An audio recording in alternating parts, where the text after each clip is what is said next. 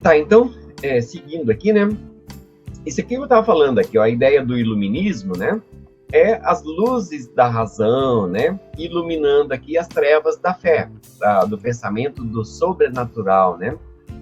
Bom, o iluminismo foi um movimento que começou por conta de transformações profundas que a Europa passava desde o século XVI, né? Bom, e tinha tudo a ver com as lutas de uma classe social que vinha ganhando destaque, né, entre as sociedades lá na Europa, que era a classe da burguesia. Bom, mas a forma de governo do antigo regime, os reis absolutistas, né, despóticos, que concentrava todo o poder na mão, criava um sistema muito injusto socialmente, que não favorecia em nada a burguesia. Então, ela começou a espernear, né? Começou a protestar, ela queria um maior destaque, queria liberdade, igualdade e fraternidade, né? Essa ideia, aí, igualdade de classe, né? Melhores posições políticas, sociais, econômicas já tinham, políticas e sociais, tá? Então, era uma visão de mundo, esse ideário iluminista, né? Era uma visão de mundo da burguesia, né? O que eles queriam? Liberdade de comércio, de pensamento, de igualdade perante as leis, né? E isso só tinha como se acabasse com o antigo regime. Bom, na verdade, o antigo regime acabou um pouquinho depois, na Revolução Francesa, também no século XVIII, tá? No final do século XVIII. Então, os pensadores iluministas, né? Eles queriam tornar a sociedade europeia mais justa e racional, mas para isso eles tinham que acabar com essa pressão aí do antigo regime. E eles começaram a criticar violentamente o poder exagerado dos reis absolutistas, né? Como, por exemplo, Luís XIV da França, ele se considerava o rei Sol, ele era representante de Deus aqui na Terra, era impossível contestar ele. Como você ia contestar uma pessoa que era representante de Deus na Terra, né? Uma coisa muito louca isso daqui. Bom, um outro exemplo aí de reis absolutistas, o rei Henrique VIII, que fundou uma igreja, inclusive, né, a igreja anglicana, para poder casar com a Ana Bolena, né? Que a esposa dele não podia ter filho, ele queria casar e o Papa não autorizou, ele cortou as relações com o Vaticano e fundou a igreja anglicana, que hoje tem no mundo inteiro, inclusive aqui em Cuiabá, né? A igreja anglicana é bem interessante, que lá a mulher pode celebrar a missa, os homens, e eles podem casar, né? Então, um tipo de catolicismo bem diferenciado, né? Bem diferenciado. Bom, o outro, um poder despótico aqui é a dinastia Romanov, da Rússia, que, bom, eles governaram por 300 anos, gente, quase 300 anos, é muita coisa para uma família só comandar uma nação tão grande como a Rússia, né? Nós tivemos aí alguns momentos florescentes na dinastia Romanov, como, por exemplo, Pedro o Grande, né? Catarina a Grande, o reinado do Ivan o Terrível, né? Que foi um grande conquistador de territórios. Bom, isso acabou de forma melancólica lá, a dinastia de Romanov começou a se dissolver de forma bastante melancólica a partir das guerras napoleônicas, tá? Quando era governado pelo czar, né? Pelo czar Alexandre I, que inclusive foi que venceu as tropas de Napoleão. E aí o filho de Alexandre II, para tentar melhorar a Rússia, que estava tendo muita miséria, fome, povo analfabeto, ele fez uma série de reformas, né? Criando escolas, etc e tal, tentando dar uma melhorada na economia, mas depois ele voltou atrás, não deu certo, o povo matou o Alexandre II, e aí assumiu o Alexandre III, né? E que também foi assassinado pelo povo, aí assumiu o Nicolau II, que foi morto por conta da Revolução Russa, por uma ordem direta do Vladimir Lenin, né, o líder máximo da Revolução Russa, né? Então, os iluministas queriam acabar com esse poder, né, esse poder maluco, né, exagerado que eles tinham. Bom, a partir do Renascimento italiano, houve uma série de movimentos, né, de revoluções, que tinha esse caráter de razão, tá, gente? De busca pela razão. Então, nós tivemos aqui o classicismo, né, que era um movimento literário do século... O classicismo foi do século XV, né, século XV e XVI, que passaram a escrever sobre coisas do homem, porque tudo era muito vinculado à divindade, né? Então, o classicismo era um movimento muito racional, né, dentro da literatura. Aí nós tivemos o antropocentrismo, né? Porque durante toda a Idade Média, o pensamento era teocêntrico, né? Quer dizer, teo é Deus, centrismo é centro, era Deus como fonte, como referência para explicação de tudo na vida, na ciência, na arte, em tudo que existia na vida. Então surgiu esse movimento aqui, antropocentrismo, né? Que o antropo significa homem, tá, gente? Da antropologia, inclusive, né? Então, o homem e a mulher como centro de tudo, né? Bom, e o próprio racionalismo, né? Que é um movimento que o pessoal fala, não, a única coisa correta para se fazer dentro da ciência é usar a razão para explicar tudo, etc. E tal. Bom, uma outra coisa muito importante também foi o individualismo, porque essa ideia do indivíduo portador de direitos não existia na Idade Média, tá, gente? Tudo era classe, né? Você, por exemplo, você pertencia à classe dos belatores, né, da nobreza. Você, então, a sua função era só guerrear, mas você não existia como indivíduo, né? Ou você pertencia à classe dos laboratórios, né, que eram os que praticavam o labor, quer dizer, os trabalhadores, camponeses, artesãos e tudo mais. Eles não existiam como indivíduo, né? Então, tem esse movimento individualista que começou a falar, não, peraí, cara, eu sou um indivíduo, eu quero ter a minha identidade, né? Eu quero ser alguém na vida. Então, essa ideia do individualismo. Bom, e junto do individualismo veio um movimento naturalista que passou a dar mais valor à natureza, né? Ao mundo físico, e não ao sobrenatural, à divindade. Bom, e junto com isso tivemos o movimento do hedonismo, tá, gente? Eu até vou colocar isso aqui, ó. O hedonismo, gente, é a busca por prazer aqui e agora, tá? Porque, de acordo com as filosofias da Idade Média, qual que era a ideia? Que você tinha que ter uma vida de privações, né, aqui no mundo material, para conquistar, e o mundo material é passageiro, então você tinha que sofrer aqui no mundo material para conquistar uma vida, né, uma vida plena num paraíso celestial, né, no mundo do além. Aí os hedonistas falaram, cara, mas não é bem assim não, cara, eu quero salvar a minha alma, eu quero ir para o paraíso depois da morte, mas eu quero viver o aqui e agora também, tá, gente? Esse movimento foi chamado de hedonismo. Tem um conceito que é muito relacionado ao hedonismo, que é esse conceito aqui de carpe diem, né? Os pessoal do carpe diem são muito loucos, né? Eu quero viver o aqui e agora, não quero deixar nada para amanhã. Vai saber se amanhã eu vou acordar morto, cara? Então eu quero viver o hoje, o aqui e agora, né?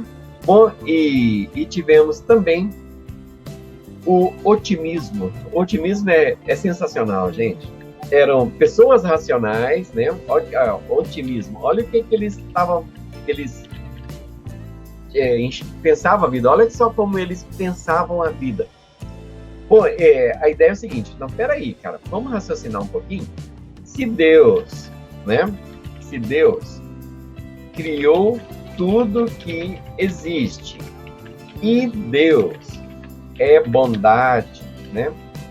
Bondade e justiça suprema, então o mal é passageiro. Olha que ideia maluca, né, gente? Ou então, peraí, gente, não tem... aconteceu uma tragédia, né? Sei lá, a peste negra ou qualquer uma outra coisa. Ou uma tragédia pessoal, a família, o pessoal ficou doente, tá morrendo gente, etc e tal. O pessoal, não, olha, tenha calma. Deus é que criou tudo, ele sabe o que faz, o mal é passageiro. logo virá a bonança, né? Logo virão dias melhores. Então, esse movimento do otimismo foi muito forte. E eu achei ele sensacional. Bom, então, o conceito de iluminismo aqui é um movimento cultural, intelectual e político, tá? Do século XVIII. Ele começou lá no finalzinho do século XVII, mas ele explodiu mesmo no século XVIII. E ele era caracterizado por uma crítica ao antigo regime, tudo que ele representava, né? Todo aquele atraso que ele representava, o poder concentrado nas mãos de uma pessoa só não pode dar certo, cara. Isso degenera para um regime autoritário e injusto, né? E eles queriam uma economia mais liberal, né?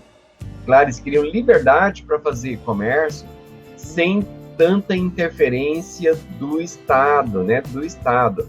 E eles queriam quebrar aqui os privilégios de origem feudal que só beneficiavam aí o alto clero e a nobreza, né? Gente, deixa eu só esclarecer uma coisa, que eu acho que é culpa, né, dos próprios livros de história, porque a gente fala assim das classes sociais, a gente fala assim do clero, que sempre foi a mais poderosa, né? O clero, a nobreza. Bom, e depois surgiram aí a burguesia, né, e todas as outras classes, né? Mas, gente, quando fala do clero, nós não estamos falando do padre e do frei. O padre e o frei é baixo clero, tá, gente? Baixo clero. Padres e freis, coroinhas, tá? Bom, gente, o padre, o pessoal do baixo clero, estava junto do povão. Eles não recebiam dinheiro, eles não tinham mordomia, não tinham privilégio, não tinha nada. Inclusive, o padre e o frei tinham que trabalhar para sobreviver. E quando chegava a noite, na hora da missa, ele ia lá celebrar a missa. Ele era o povão, tá, gente? O pessoal do baixo clero. Você tinha padre aí que ele era ferreiro, né? O dia inteiro fabricando espada, fabricando ferramenta. Aí, à noite, sei lá, passava uma água na mão e ia celebrar a missa. Quando a gente fala aqui do clero, estamos sempre falando do alto clero, tá, gente? De bispo para cima, bispo, arcebispo, né? De bispo para cima, é o alto clero que concentrava o poder. Gente, o alto clero na Idade Média era um nojo, eles nem chegavam perto do povo, eles tinham nojo do povo, sabe? Eles viviam numa redoma de poder, assim, o povo nem chegava perto. Quem estava em contato direto com o povo, e vestia a mesma roupa rasgada, né, do povo, eram os padres e freis, tá? Padres, freis, coroinhas, né? O pessoal lá do baixo clero, ok, pessoal? Porque aí, se você, de repente, você pensa clero, você pensa, nossa, o padre tinha uma baita vida na Idade Média, o cara não tinha nada, não tinha, definitivamente não tinha, não. Eles tinham uma vida de privação, exatamente igual ao povão, tá? Era a expressão do povão. Era o que tinha contato, né? Inclusive o alto clero nem chegava perto do povo, tá? A pessoa vivia numa redoma isolada de poder, né? Encastelado nos seus monastérios, né? O iluminismo, gente, ele inspirou diretamente a série de revoluções que vieram depois, tá? Olha só, ele inspirou diretamente aqui a Revolução Americana, né? A primeira experiência de governo liberal e democrático do mundo, da história humana, né?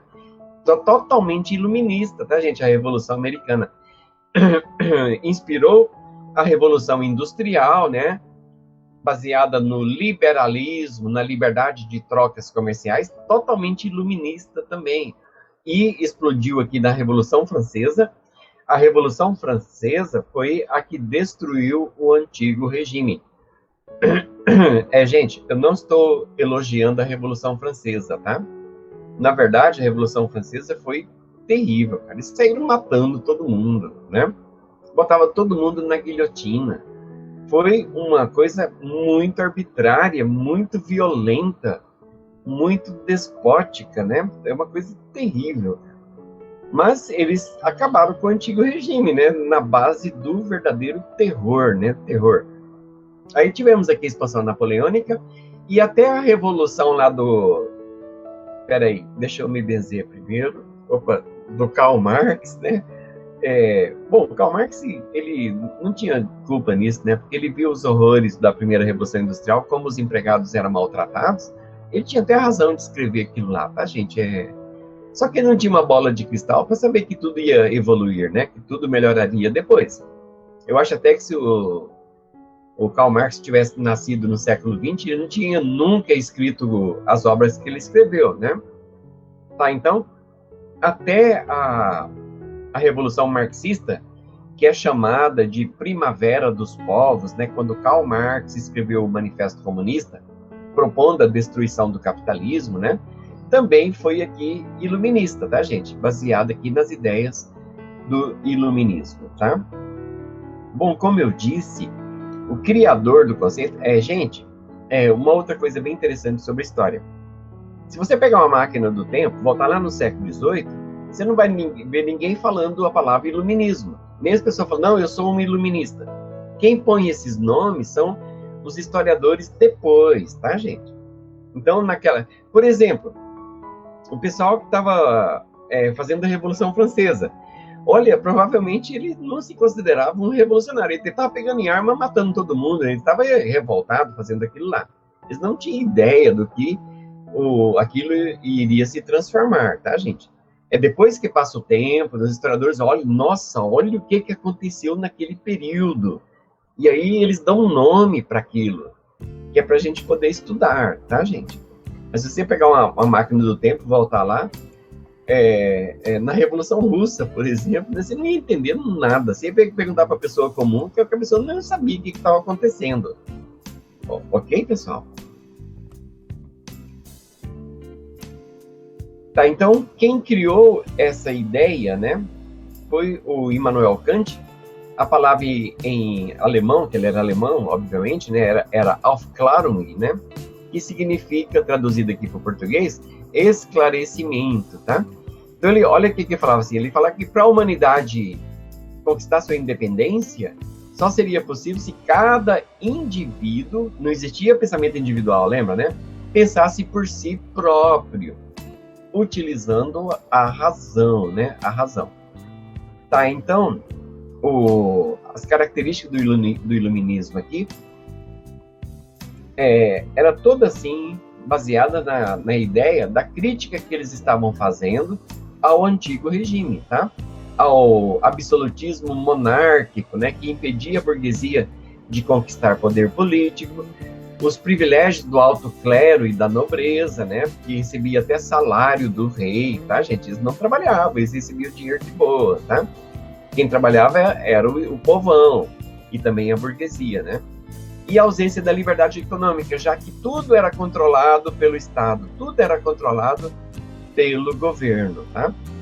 Bom, quando a gente vê aqui nas expressões literárias, né, e também no âmbito das artes, a gente vê como que o iluminismo operou aqui um deslocamento, tá, gente?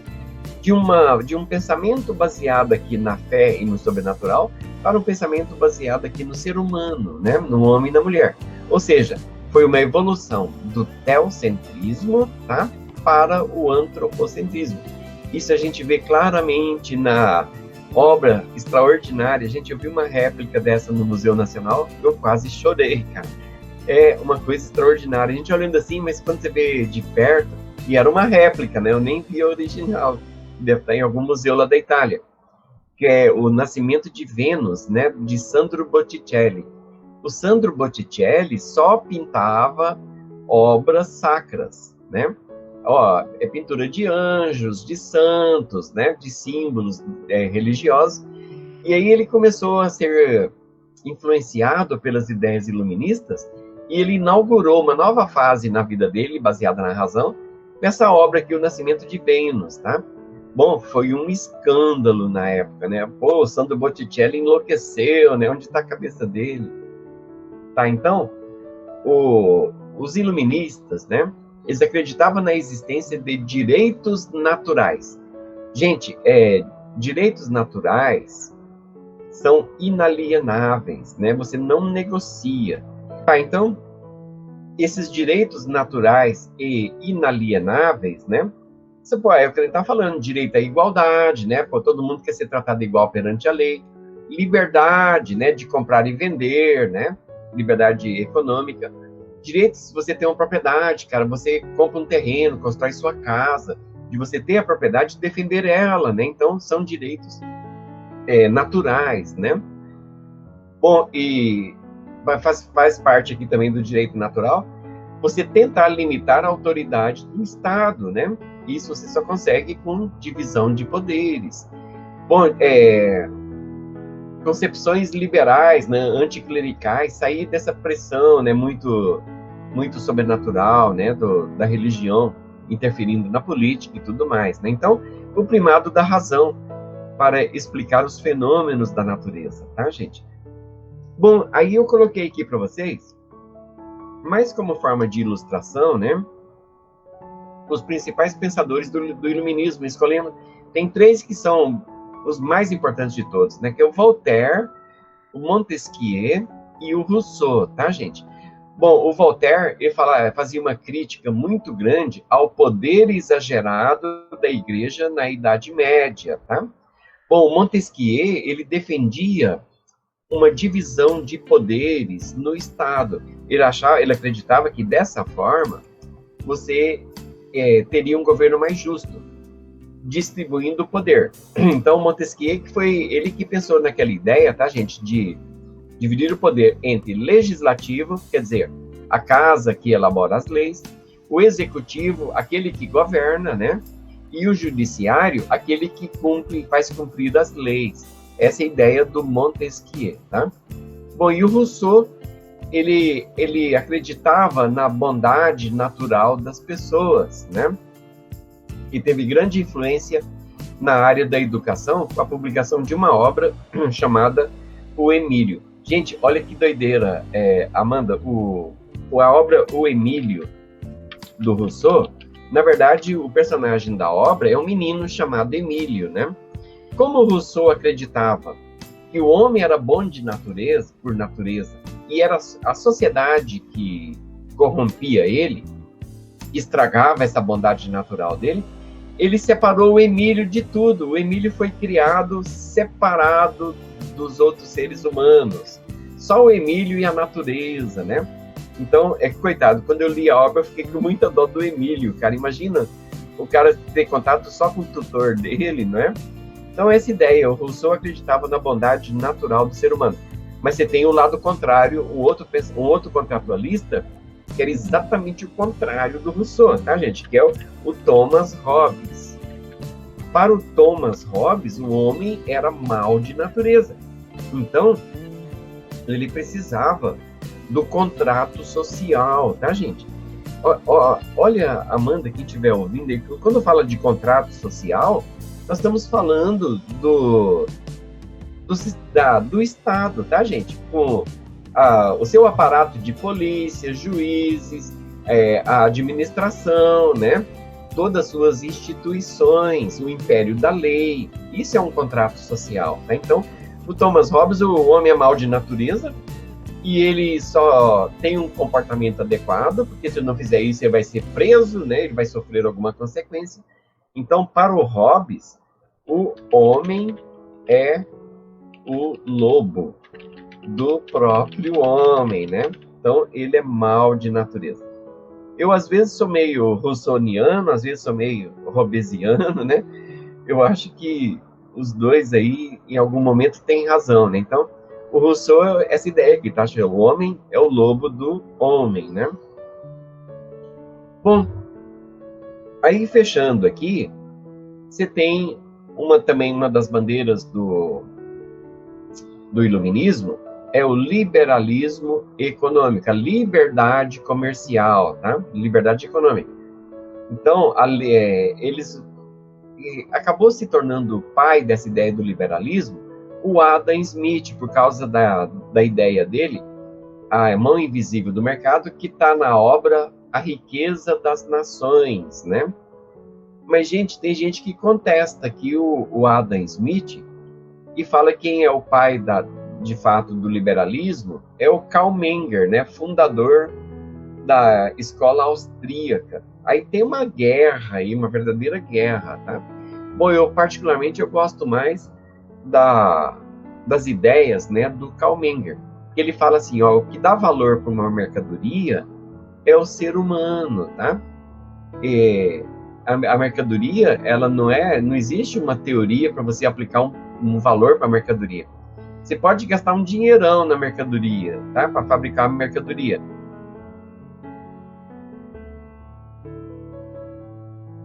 Pô, a Amanda fez um comentário legal aqui. Como que a pessoa nasce ruim se ela mal conhece o mundo? Pois é, aí a perspectiva de Rousseau, né, Amanda? A bondade natural do ser humano, né? O Rousseau que fala assim, né? O Hobbes já era bem pessimista em relação ao ser humano, né? Assim, não, o homem é mau, né?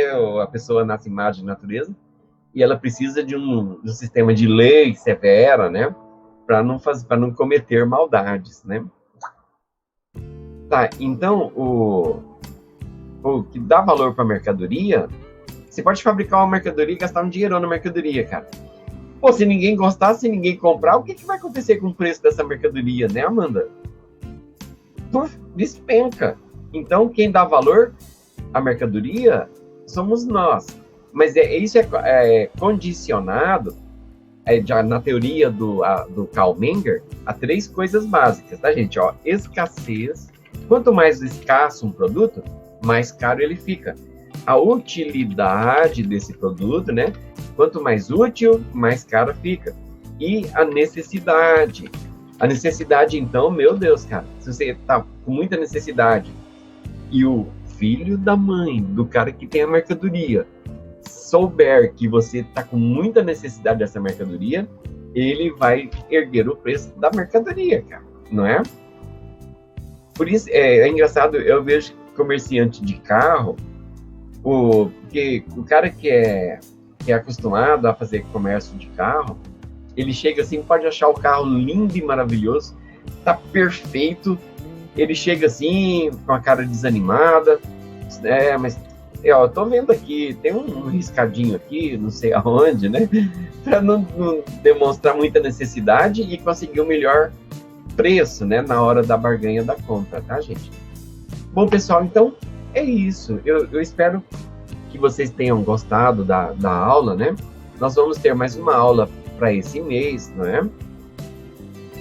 E aí, mais para frente, tá? Ô, Amanda, muito obrigado, cara. Gostei muito da participação de vocês também, tá, gente? Sinceramente, isso pra gente é muito, muito gratificante, né?